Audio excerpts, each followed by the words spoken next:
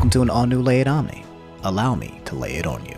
Alright, you clicked the video. I know what some of you are thinking. Man, Omni is here stirring up drama for no reason, back on his why Smash 4 will die energy because he just wants attention. But let me explain, okay? I'm not here to do that, alright? My emo, edgy YouTube phase of pissing people off for the sake of pissing people off is over. Scout's honor. My claims that competitive Smash Ultimate is dying is actually backed by hard evidence, and I can explain everything. And if I'm right, I think I might even know how to save it. So let's not ignore the elephant in the room any longer, okay? I think competitive Smash Ultimate is dying. Some might even say it's dead, but I'm trying to stay on the more optimistic side. You see, a few weeks ago, I talked about the competitive Smash Ultimate scene and how it's been slowly regressing over the past year due to the pandemic, due to the allegations made over the summer, and also due to how terrible online play is. The question I presented back then was, can Minecraft Steve's release bring the competitive scene back to life? Well, I know it's hard to believe, but it's been an entire month since Steve was revealed in Smash, and my theory about Steve's release has been, for the most part, accurate. The competitive scene has stayed exactly the same as a result, while the casual scene has risen greatly. Which is interesting because I also brought up the concept of whether or not Smash would be as big as it is if the competitive scene never existed. If Smash boards never existed and people didn't start breaking the game down frame by frame, would the game have gotten this much attention? Now, I'm not here to change the topic with a new question, so I'll quickly answer this and say, yes, Smash would be as big, because it's a casual party game at its core and a competitive fighter second. Like it or not, those are the facts. And the casual side of Smash Ultimate is enormous, okay? There are tens of thousands of kids and adults playing Smash Ultimate casually compared to what we see competitively. After all, the Nintendo Switch is the fastest selling system for Nintendo of all time, and Smash Ultimate was both the fastest and the highest selling game for Nintendo of all time as well. That's a lot of units. Long story short, people just aren't playing the game competitively as much anymore. Another piece of evidence has been Smash Ultimate's declining numbers via Twitch. The amount of viewers watching that game has declined immensely due to the absence of the competitive scene and due to the absence of certain content creators. However, content being created via YouTube through casual, fun content is still astronomically off the charts. So by now, you can probably understand that competitive Smash Ultimate is dying while casual Smash Ultimate is thriving. If you're still not convinced though, here's the nail in the coffin. You simply just can't have a competitive Smash scene when no one is taking competing seriously anymore. Online Smash Ultimate at this point has no credibility. Like none. Like when the offline community started to try the online tournaments, top players everywhere made it very clear that online is clearly inferior and borderline unplayable at times. Which is true. Smash Ultimate Online is garbage doo-doo butter. The game has a natural design where there's like 7 to 8 frames of input lag between you pressing a button and the animation actually appearing on your screen. Like that's just built in. Like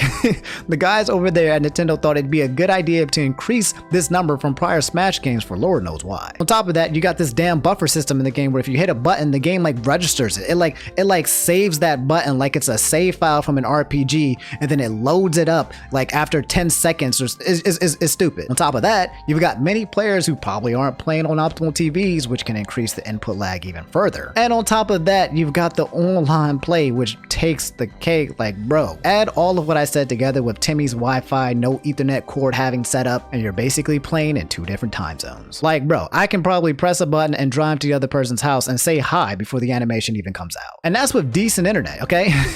If you live in different time zones, it's done, okay? You're not touching that Sonic from Zimbabwe if you live in California. TLDR, you can't have a competitive scene if you can't compete. Even if you try to force it, you end up with its own players denying its own credibility. Compare that to the Melee scene, which during the pandemic has been thriving thanks to Slippy's rollback. More people are playing Melee more than ever, it seems. You can queue up at 3 a.m. and instantly connect to someone, and it feels like you're playing at home. It's incredible. Now, if you're still not convinced that Smash Ultimate's competitive scene is dying, well, then I'd say you're really not listening, but the proof is in the pudding. And unfortunately, thanks to the whole allegations that happened over the summer, sponsors and teams don't want to touch competitive Smash with a 49.5 feet pole, okay? Things are bad. The way I see it, there are only 3 ways to save competitive Smash Ultimate. Number 1, Nintendo needs to fix Smash Ultimate Online. Rollback specifically would instantly make Smash Ultimate huge, like Thanos snap, but backwards. The game would instantly begin thriving again. Hell, it might even thrive better than offline play, since it would be able to be inclusive of much more people who can't travel to tournaments, plus it has the credibility of offline play. The problem with this is that we're talking about Nintendo, and,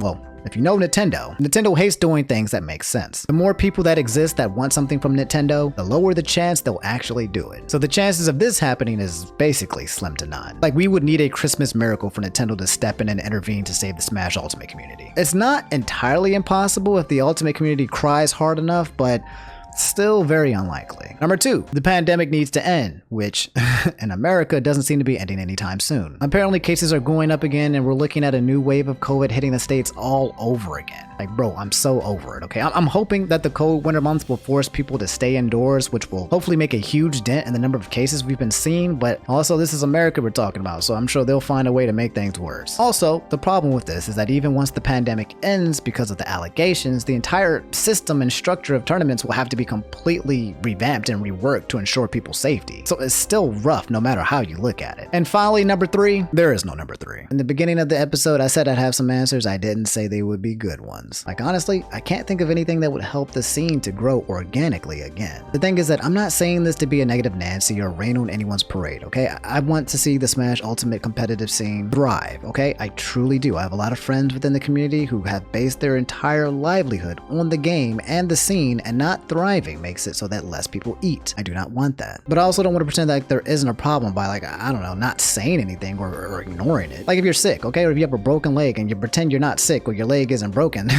things aren't going to magically, like, mend themselves, at least not anytime soon. So I feel like it's important to look at what is causing things to suffer in order to attack the problem directly. Part of me feels like the competitive Smash Ultimate scene might not see a turnaround for a very long time. The current environment just isn't inclusive of a healthy growing scene, and the interventions we truly need are based on, like, very improbable scenarios. So maybe I'm missing something obvious. You know, I don't have all the answers, so maybe there are some more ways of helping the community grow again, but I can't think of any, and I've been thinking on this for a long time. I think worst case scenario is the scene will just have to be stagnant for an uncertain amount of time. Maybe this isn't something that you can force or create out in thin air. While we beg for Nintendo to give us an actual decent online experience, waiting may be the only option. I don't think this is anything that the Smash Ultimate community can't eventually bounce back from. I think it's just a matter of time. The question is, how much time will that be? And only time can tell. Anyway, that's all I have for this episode of Lay It Omni. You've just been laid. I think Smash Ultimate is dying and is in dire need of a plan of action to prevent this from happening. Let me stress again though, I'm not saying that the game is dying, okay? The game is doing just fine. People are going to play Smash for fun forever and ever. But competitively, due to the environment and some of the things that have happened within the scene may have a very difficult time adapting. That's all I'm saying. Anyway, let me know what you guys think, okay? Let's have a think tank, okay? Do you agree or do you disagree? Are there any ideas that I didn't present that you have? I'd love to hear it. Any of you think that the game needs to die? Because that's just crazy, but I am open to any and all opinions here. After all, that's my way of the ninja. But do me a solid if you made it to the end of the video. Leave a like, it would mean the world to me, and subscribe for more daily uploads, okay? I'll see you guys tomorrow. Have a great rest of your weekend. Drink your water and take it easy.